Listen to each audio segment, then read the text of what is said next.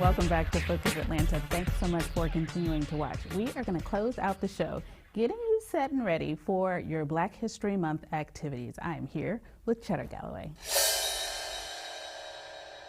Thanks so much for coming on the show. Well, I got to start at the beginning. First, tell me a little bit about Kuumba. Well, Kuumba Storytellers of Georgia, we've been around since 1995. We were started by 4 local storytellers and eventually became an affiliate of the National Association of Black Storytellers, of which there are 17 affiliates around the country. Oh. Our mission is to preserve the African oral tradition, provide cultural awareness on the cultural history of African American people, and serve as a educational resource in the community. And we do that by going to libraries, museums, festivals, schools, all in and around the metro area to share the traditional art of storytelling. Oh, I love that. How do the children react? Because I would imagine you have, quite the age range when you get to interact with children. How do they react to the storytelling and to the history that you're providing them? Children generally like interaction. They like audience participation, and many of them enjoy coming up on stage being part of the story.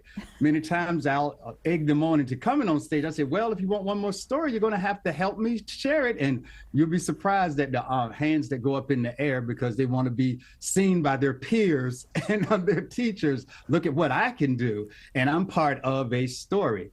And it gives them, self-confidence, helps them with their speaking and literacy throughout life. Oh, I love it. Well, it's not too late.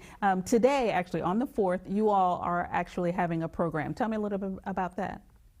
Yes, this is our annual Black History Month program. This year's theme is Our Roots, Our Journey, an interrelated sequence of stories. And typically, we try to focus on the unknown or not as well known historical Black figures in our society who've made an impact on the community. And we also have done profiles on people like Arthur Ashe, Zora Neale Hurston, Alonzo Franklin Herndon, and even Hamilton Holmes, someone else local here to the Georgia region. And even though a name is pretty well known out there, you'd be surprised sometimes how people will come up after you, a generation or two behind you, and say, I never knew about Arthur Ashe. I learned so much today. And those little experiences are just nuggets of gold and just wonderful to experience. I love that. That's the best part of it for me. You hear the name, maybe it's someone who has a street like Hamilton Holmes, for example, or someone who has a statue. But many people in the area, many children don't really know the history behind them. And so it's, I have storytellers like you who are able to give that to children and to classes and to the next generation. It's so phenomenal. To follow you and learn more about what you all typically do, is there a website that we can go to? Yes, our website is kuumbastorytellers.org. And the program for today on the 4th, it's kuumbaroots.eventbrite.com. And if you're unable to make the program today, you can also consider making a tax-deductible donation to Kuumba, not just today, but anytime during the year, for us to continue our mission and put on programs and do workshops in and around the community. I love the fact that we could play a part in this because, we see things like this and we hear and we go, oh my gosh, that's so great. I wish there was something I could do. But you're saying that there is. We can donate. We can become a part of the movement ourselves by helping you to do this and to go to more places, more schools, more museums. I don't know. I want you to be everywhere. Thank you. And you can also join Kuumba. We have adult memberships that you can join. We also have a youth group called the Tattletales, and they go around the country. They have their own youth facilitator and coordinator, and they're a nationally award-winning group. They've won multiple times at the National Association of Black Storytellers conference, which happens every year.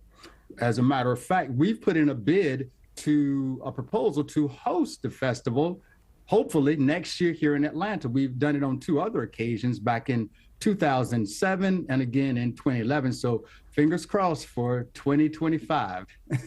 Absolutely. Oh my gosh. Thank you so much for coming on the show, sharing this information and continuing to share the message of how important cultural diversity is. I think that that's incredibly important for our youth. So many times we don't have elders to go in and kind of touch the youth in this way. And in my mind, that's exactly what you're doing. So thank you for all that you're doing.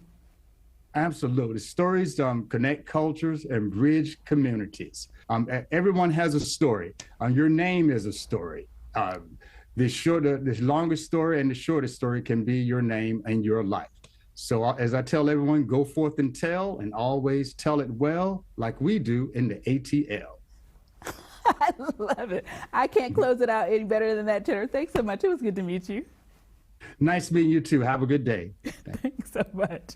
All right, guys, please take the opportunity. If you missed the event today, you can still go to the website and learn more about the organization and see where you can tap in at a different time. If it's still a little inconvenient, you know what? You can always make a donation. You could always help to push the organization forward. So take the time to do your part. Thanks, guys, for tuning in to this week's episode of Focus Atlanta.